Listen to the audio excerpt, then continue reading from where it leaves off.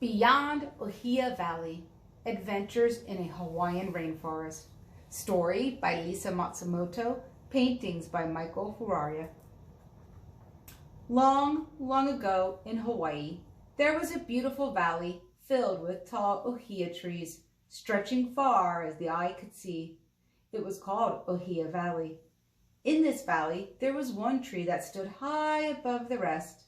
For centuries, it provided food, shelter, and protection to many of the creatures in the forest. It was known to all as the Great Ōhià Tree. Hidden deep within its branches was an adventurous young tree snail named Kahuli. Unlike the other tree snails who were content to remain on the safe, strong branches of the Great Ōhià Tree, Kahuli longed for adventure. Every day he would climb to the top of the tree to gaze at the vast valley below and dream. Just once, I wish I could go out there and see the world instead of being stuck on this boring old tree. One day, great clouds covered the sky and the wind swayed the Great Ōhià Tree. Kahuli hurried up the branches, excited by the leaves rustling around him. At the top, he planted himself firmly on a leaf to keep from being blown away. Suddenly, a strong gust of wind swept his leaf high into the air. The current carried him far above the valley. He was exhilarated by the cool air rushing against his face as he soared over the ridges and valleys, surfing on the wind. He was so busy having fun, he didn't even think of how he would land. Then, as quickly as the winds had come, they subsided. Ah! He screamed as he fell, tumbling to the ground below until he landed with a thud. Luckily, he fell on a soft bed of leaves, the same leaves under which Ha'oli, the happy-faced spider, had just finished building his web. Ha'oli rushed over. "Oh no! Look at my house!" he exclaimed. "I guess your house broke my fall," Kahuli said apologetically. "And it looks like your fall broke my house," Ha'oli grumbled. "I guess I'll just have to build another one." Ha'oli looked curiously at Kahuli. "So, what's a nice little tree snail like you doing in Hapu'u Valley anyway?" he asked. "I'm searching for adventure," Kahuli replied excitedly. "Adventure, huh? Well, you'll find more than enough of it here, that's for sure. But this is no place for a tree snail, so it's best you head straight home." "Home? To that boring old tree? That's the last place I want to go." "But that's where you belong. Let me tell you something, kid. Don't mess around with nature. If you were put in a tree, then it's best you stay there. Here in Hapu'u Valley, we learned that the hard way. Our valley didn't always look like this, you know." "It didn't?" Kahuli asked, noticing the destroyed forest around him. "Oh no, it was once a beautiful rainforest with tall green trees and hapu'u ferns everywhere. Now, this is all that's left because creatures came here when they didn't belong." "How do you know I don't belong here?" "Because there are no tree snails left in Hapu'u Valley." "Yeah, right," Kahuli said rather skeptically. "You don't believe me? Come see for yourself." Ha'oli then led Kahuli up toward the mountains until they finally reached Shadow Ridge. Kahuli strained his eyes to see through the mist and thick fog that rolled in. "What's here?" Kahuli asked curiously. "Not much of anything is left anymore, but it used to be the home of thousands of tree snails," Ha'oli replied sadly. As the fog slowly cleared, Kahuli began to see the silhouettes of many shells. "Look, Ha'oli, you were wrong. The snails are still here." Kahuli rushed toward them, eager to make new friends. But when he drew near, he was horrified to find all that remained of the snails were their discarded shells. The ridge had become a deserted snail graveyard. Tears filled Kahuli's eyes. What happened to them? He was answered by an unfamiliar voice. Admiring my collection, boys? Kahuli turned to see Rosie, a huge, menacing snail, slithering toward them. I thought you said there weren't any snails left in this valley, Kahuli asked fearfully as he looked upon Rosie's sinister face. I said there weren't any tree snails, Ha'oli explained. She happens to be a cannibal snail. Let's get out of here. Kahuli tried his best to hurry with Ha'oli, pushing him hard as he could from behind. Faster, Kahuli! She's gaining on us. I'm going as fast as I can, Kahuli panted. I am a snail, you know. Well, you're going to be escargot if you don't move faster. With that thought, Kahuli pulled himself with all his might. At last, they were leaving Rosie behind. Just when they thought they were out of danger, they found themselves blocked by an immense hollow log. Kahuli's heart dropped. There was no way around it, and Rosie was closing in on them. They were trapped. What do we do now? Kahuli asked in desperation. Don't worry, kid, Ha'oli said boldly. She'll have to deal with me. Rosie slithered closer as Ha'oli jumped out and shouted, I'll have you know that all of these 8 legs are registered lethal weapons. Hi-ya! Suddenly, fear struck Rosie's eyes. She quickly turned to retreat. See, Ha'oli boasted, looking rather smug. Nobody messes with me. Just then, a large, dark shadow crept from behind. Ha'oli and Kahuli slowly turned around. They were terrified as they stared into the glowing eyes of a pack of rats climbing over the log. They quickly hid themselves under the decaying leaves in the hollow, hoping to remain unnoticed. As the rats chased after Rosie, they made their escape down the ridge. Tired and out of breath, they reached a mountain stream. Phew, we're finally safe, Ha'oli said with a sigh of relief. The rats will never find us now. Just then, Kahuli heard rustling from a nearby bush. Are you sure? He questioned. Positive, Ha'oli replied confidently. All of a sudden, the pack of rats leaped out from the bushes.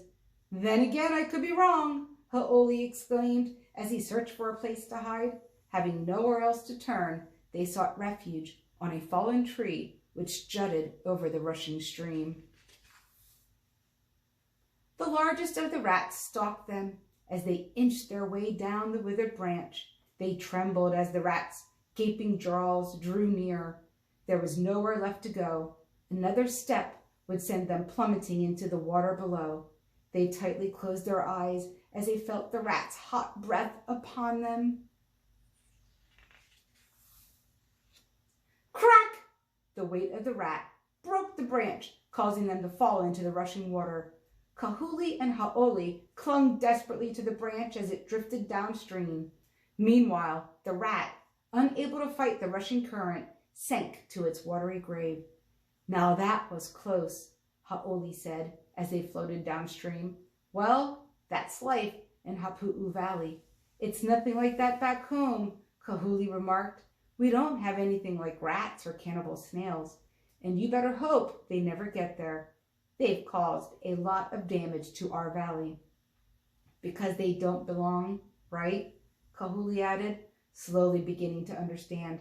That's right, Kahuli, and that's why we have to get you home. That's fine with me. I've had enough excitement for today. Well, our troubles are behind us. From here, it'll be smooth sailing, Ha'oli reassured him as he laid back for a nap. Just then, they heard a rumbling sound in the distance. What's that? Kahuli asked. Don't worry, it's probably nothing, Ha'oli replied. The sound seemed to be getting closer. Kahuli began to feel uneasy as their branch picked up speed. Before they knew it, the stream turned into a waterfall. The branch flew off the cliff's edge, hurling them into the air. They screamed as they fell through the mist. Finally, plunging into the tumbling water, they held their breath and struggled to reach the surface, but the current was too strong. Soon, the air would run out. They feared the worst. Before they realized it, something swam under them. It was an Ō'opu who lived in the mountain stream.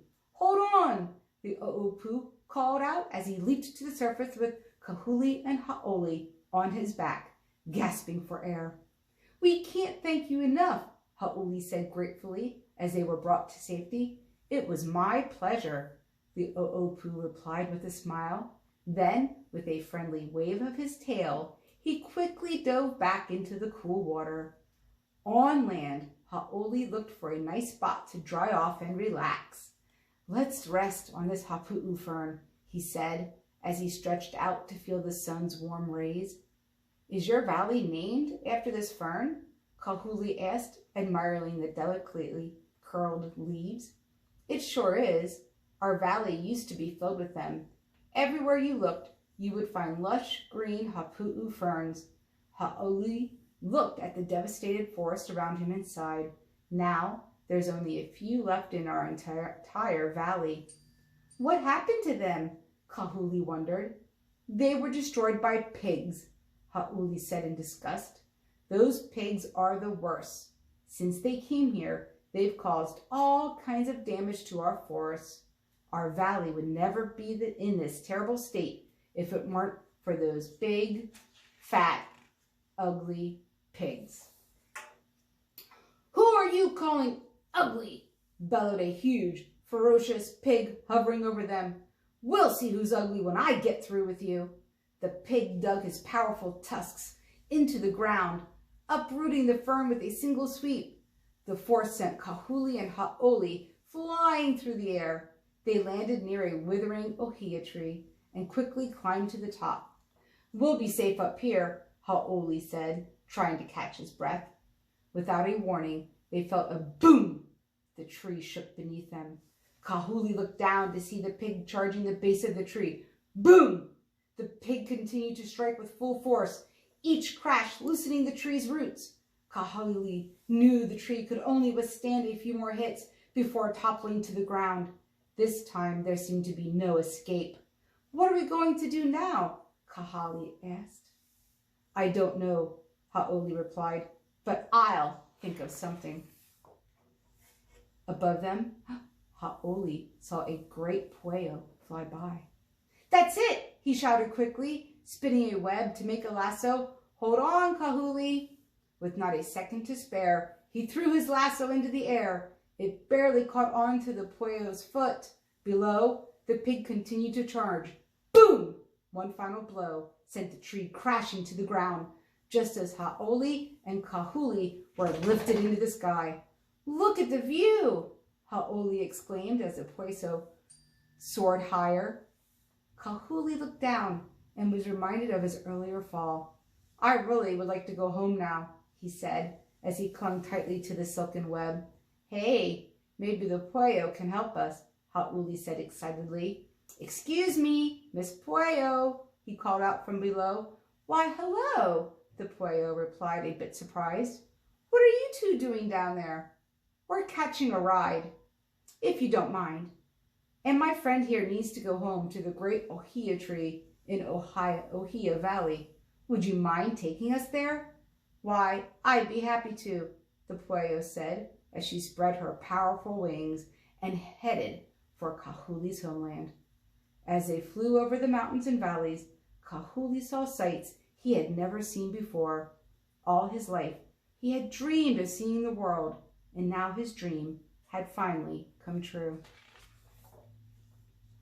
When they finally flew into Ōhià Valley, Kahuli was surprised to find that all of the sights he saw, the most spectacular, was of his own home. Everything he had once taken for granted, he now appreciated and cherished. He was especially happy to see the great Ōhià tree standing proudly in the middle of the valley, as it had for centuries. The pueo landed gently on the great Ōhià tree, and Kahuli and Ha'oli said their goodbyes. "Are you sure you can't stay?" Kahuli asked hopefully. "You know the rules," Ha'oli replied. "I know," Kahuli continued as he climbed down onto the treetop. Everything must stay where they belong. That's right, Kahuli. Never forget that. The pueo once again spread her great wings and carried Hau'oli off into the sky. Kahuli watched sadly as they disappeared beyond the mountains. He would miss his new friend, and yet he was happy to know that they would both be home where they belonged. And as far as Kahuli was concerned, there was nowhere else he would rather be than in the great Ōhià tree.